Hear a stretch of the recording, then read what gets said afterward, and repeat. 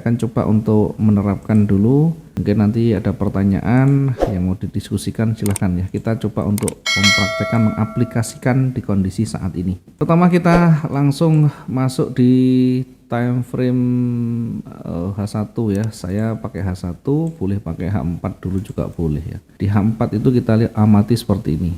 Kita akan amati di H4 pergerakannya yang terdekat kita amati menuju ke bawah. Jadi dari H4 ini kecenderungannya masih cukup kuat turunnya. Dari mana kita bisa melihat, perhatikan dari sisi high dan low-nya ini masih cenderung ke bawah. Jadi dari sisi tren ini yang terdekat ini menuju ke bawah. Satu, dari sisi tren dulu kita menemukan ini ada kecenderungan turun ya, sehingga kecenderungan turun ini kita nanti akan memposisikan kita untuk mengambil posisi sell-nya. Kemudian dari sisi karakter candle sekarang.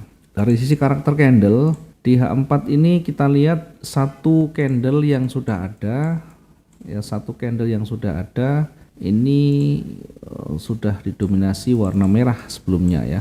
Oke, kita lihat histori yang terdekat sempat bergerak naik, mencoba untuk menekan, kemudian ditolak, kemudian mulai melemah di sana.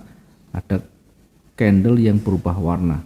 Itu artinya ada peluang sell yang lebih besar di sana. Dari sisi karakter candle ada peluang, ada potensi akan bergerak turun. Nah, sekarang kita lihat di sisi levelnya ya, dari sisi levelnya karena bergerak turun cukup panjang, maka jangan abaikan namanya level ya. Sebelah kiri kita lihat. Nah, di sebelah kiri kalau kita amati ada 1 2 3.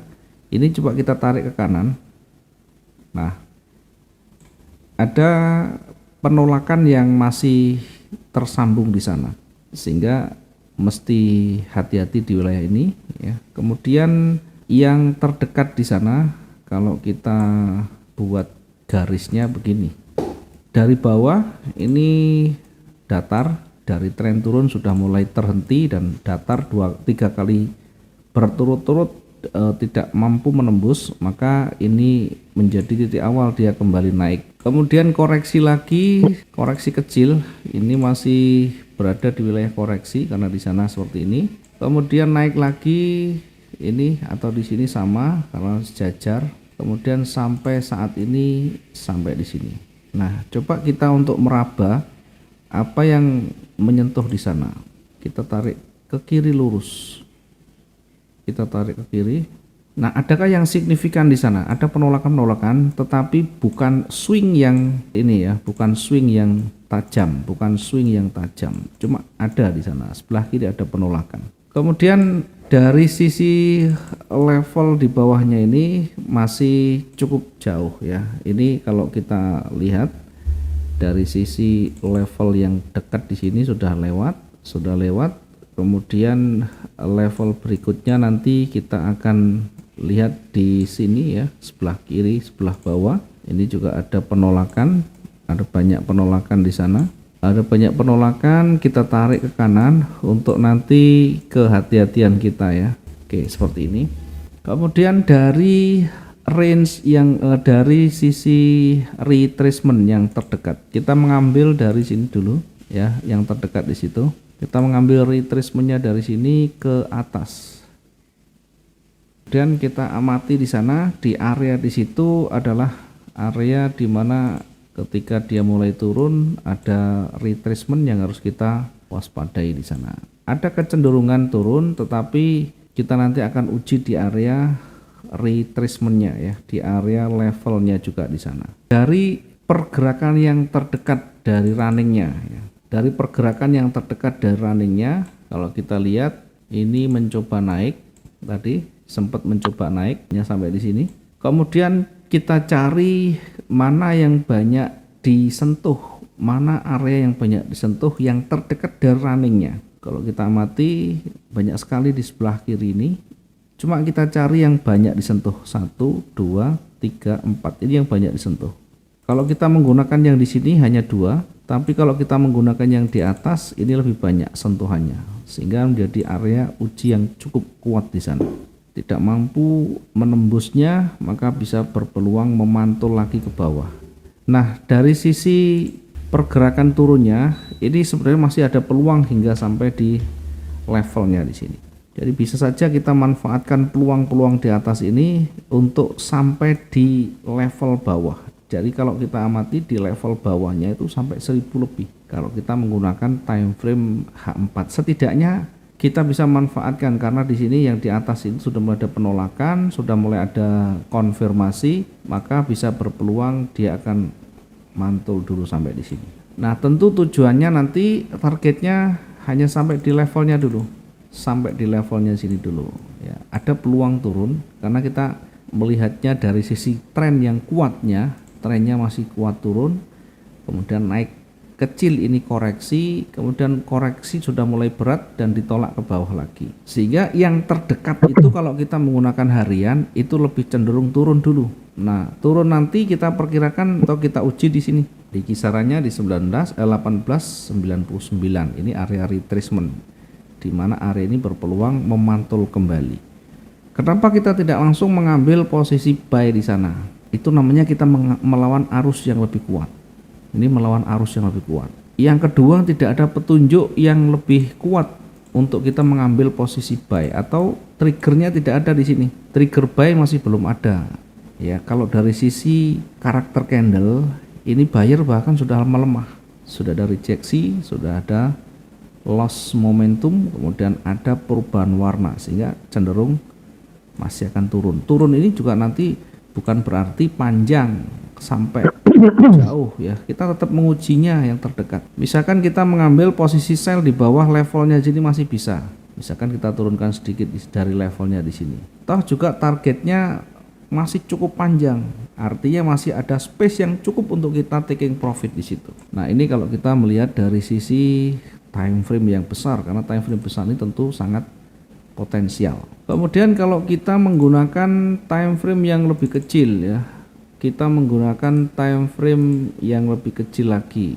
Saya gunakan di 15 misalnya ya. Ya, kita gunakan yang mudah dijangkau, yang mudah dijangkau. Di M15 itu oke, di M15 seperti ini. Jadi yang di posisi bawah ini seimbang. Saya menganggap ini seimbang karena naik turunnya sama. Maka yang saya jadikan sebagai dasar adalah di sini. Jadi yang kita jadikan dasar adalah di sini.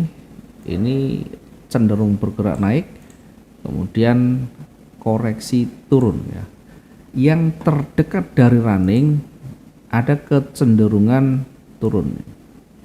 Ada kecenderungan turun. Kemudian dari sebelah kiri yang mana yang banyak disentuh. Nah, yang banyak disentuh itu di sini. Ini banyak disentuh, banyak disentuh. Ambil yang banyak kena. Jadi kalau kita tarik yang lebih banyak tersentuh pakai area seperti ini. Maka tadi kita mengambil posisi sell itu agak di bawah, agak diturunkan sedikit. Atau kita bisa mengukur menggunakan Fibonacci di atas seperti ini, sehingga kita bisa manfaatkan sell itu setelah lewat di area ini. Kemudian targetnya sampai di bawah kira-kira cukup enggak? Masih cukup, masih sekitar 600-an. Bagaimana kalau kita mengambil posisi buy? Boleh saja mengambil posisi buy. Kalau kita misalkan mengambil posisi buy di atas sumbunya di sini, kira-kira cukup enggak targetnya sampai di sini? Terlalu kecil? Kalau terlalu kecil kita menunggu breakout dari puncaknya. Kita lebih baik menunggu di sini, memastikan bahwa buyer itu jauh lebih kuat dari koreksi turunnya. Jadi seperti ini ya. Ini buyernya kalau sudah seperti ini itu artinya punya kekuatan yang sudah lebih dari pergerakan dari merah yang ada. Ini merahnya kan koreksi turun. Jadi merah hijau turun yang seperti ini. Kalau kita gabung merah ini sebenarnya seperti ini.